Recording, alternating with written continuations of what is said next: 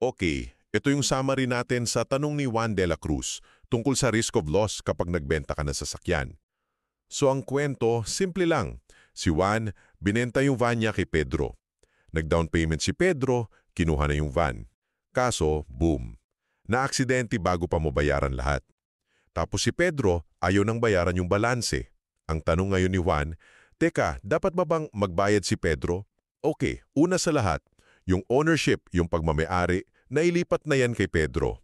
Alam mo sabi nga sa Civil Code, Article 1477 at 1498, pag na-deliver na yung item either physically, in a book, or kahit sa papel lang, like sa notarized deed of sale, sa bumibili na yon unless may usapan kayo na iba. So since na-deliver na yung van at may deed of sale, kay Pedro na talaga yon. Kinonfirma na rin yan sa mga kaso like Beltran versus Cangayda at Cabillao versus Tampana. Pangalawa, yung risk of loss o yung panganib pag nasira yung bagay. Lumipat na rin yan kay Pedro. Kasi ang general rule, res perit domino.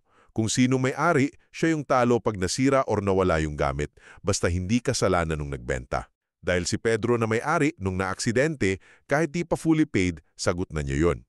Sabi pa nga sa Article 1504, kahit ni-retain mo yung titulo para lang security, risk pa rin yun ni Pedro pagka-deliver. And panghuli, kailangan pa rin magbayad ni Pedro nung kulang. Dahil nasa kanya na nga yung risk nung nasira yung van, obligasyon niya pa rin bayaran yung natitira. Kung di siya magbayad, pwede kang magsampahuan ng collection case para makuha yung balance, pati interest at danyos.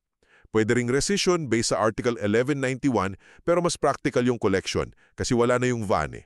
Naku, madalas tong lumabas sa bar exams. Tandaan nyo yan.